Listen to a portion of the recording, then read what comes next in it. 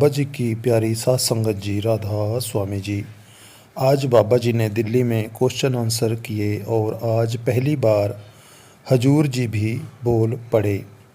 आज पहली बार हजूर जी ने भी क्वेश्चन आंसर में जवाब दिया। ऐसा सवाल जवाब के दौरान क्या हुआ कि हजूर जी को भी बोलना पड़ा। सबसे पहले आप जी के आगे हाथ जोड़कर यही विनती है कि चैनल को ज़रूर सब्सक्राइब करें और वीडियो को लाइक शेयर भी ज़रूर करा करें जी, और एक कमेंट भी ज़रूर करें ताकि हमें मोटिवेशन मिलता रहे जी। तो साथ संगत जी, दिल्ली में बाबा जी ने क्या क्वेश्चन आंसर फरमाए, बड़े ही ध्यान से सुनिए जी। पहला क्वेश्चन किसी ने पूछा कि बाबा जी, मैं अपने माता पिता को खुश नहीं कर पाया, तो बाबा जी मुझे क्या करना चाहिए। बाबा जी ने इस पर फरमाया कि बेटा, अभी तो बहुत उम्र पड़ी है। बाबा जी कहते, बेटा अभी घबराने की ज़रूरत नहीं है, आप कोशिश करते रहिए। अगर माता पिता को सबसे बड़ी कोई चिंता होती है तो इसी बात की होती है कि उनके बच्चे अपने पैरों पर खड़े हो जाएं। सच्चे दिल से अगर कोशिश करेंगे तो मालिक ज़रूर दया मेहर करेगा। तो दूसरा क्वेश्चन जिसमें कि आज हजूर जी भी बोल पड़े, तो यह सवाल किसी बहन ने पूछा था जो कि बैंकॉक से आई हुई थी और उसने यह सवाल इंग्लिश में पूछा था। तो आपको शायद पता होगा कि हजूर ने आईटीआई कर रखी है, आईटीआई में हजूर पास हैं।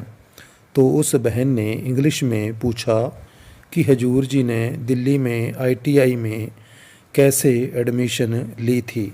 तो बाबा जी ने हजूर जी की तरफ अपना मुंह घुमाया और कहा हजूर जी से कि हाँ जी, जवाब दो जी।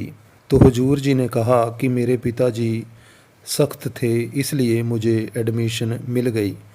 तो बाबा जी ने बहन को कहा कि इनके पिताजी सख्त थे, इसलिए इनको एडमिशन मिल गई।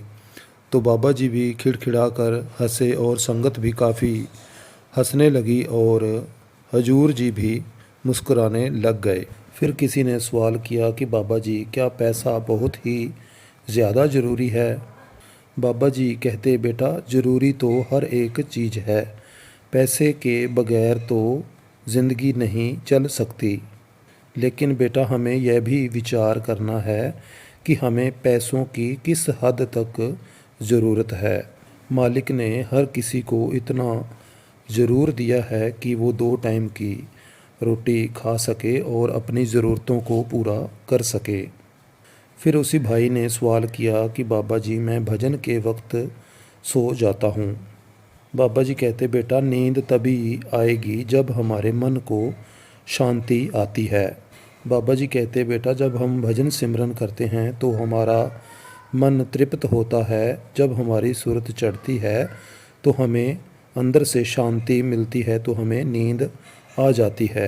तो फिर आगे से वो भाई कहता, तो क्या फिर यह सोना ठीक है। तो बाबा जी कहते, बेटा हमें तो इस मुकाम से भी ऊपर उठना है, धीरे धीरे हमें इससे ऊपर उठना है। फिर किसी ने सवाल किया कि बाबा जी, ज़िंदगी में बहुत ही ज़्यादा प्रॉब्लम्स हैं। बाबा जी कहते, बेटा अगर हम प्रॉब्लम्स की तरफ ध्यान देंगे तो इससे प्रॉब्लम्स बढ़ेंगी, अगर हम इसके सलूशन की तरफ ध्यान देंगे तो हम मुश्किलों से भी ऊपर उठ जाएंगे। बाबा जी कहते, बेटा हमें यह विचार करना है कि हमें किसकी ओर ध्यान देना है, प्रॉब्लम्स की तरफ या फिर सलूशन की तरफ। फिर एक बहन सवाल करने लगी कि बाबा जी, बच्चों को अभी नामदान नहीं मिला है, अब हमारे अंदर पेशेंस भी ख़त्म हो रहा है, तो हमें नामदान दे दीजिए। तो बाबा जी कहते, बेटा हमें जल्दबाजी नहीं करनी। अगर क्या हम 5 साल के बच्चे को कोई चीज़ समझाएंगे तो क्या वो समझ पाएगा। बाबा जी कहते, जब तक बेटा हम आगे नहीं बढ़ पाएंगे तो हमें परमार्थ की समझ भी नहीं आ जाएगी।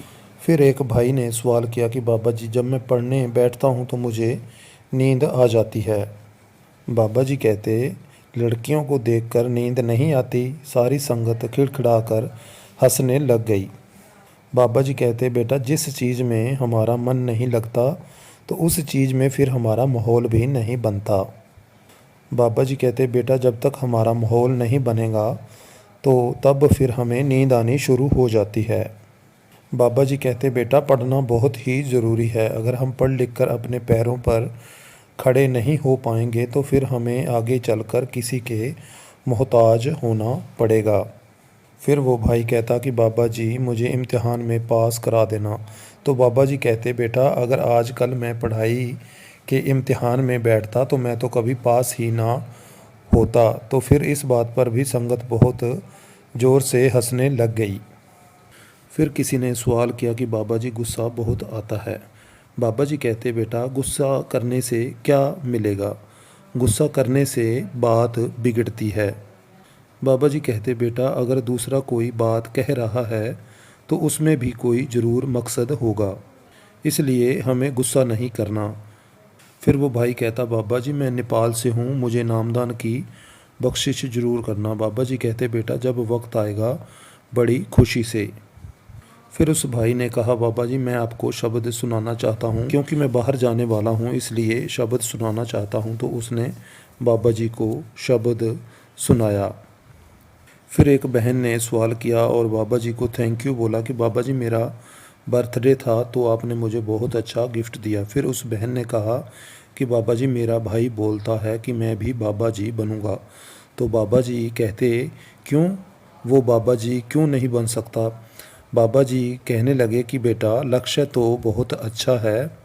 बाबा जी कहते हमारा लक्ष्य भी ऐसा ही होना चाहिए, मालिक तो सभी के अंदर है। फिर किसी ने सवाल किया कि बाबा जी स्पिरिचुअल या पढ़ाई ध्यान कैसे बैलेंस करें। बाबा जी कहते बेटा कुछ ऐसी चीज़ें भी होती हैं जिनके साथ हम कॉम्प्रोमाइज़ नहीं करते। बेटा हमें हर रोज़ मेहनत करनी है। अब यह आप पर निर्भर करता है कि आप किस तरह से कितनी मेहनत करते हैं और कैसे बैलेंस करते हैं। फिर किसी ने सवाल किया कि बाबा जी जो ध्यान है वो सिमरन से अलग है।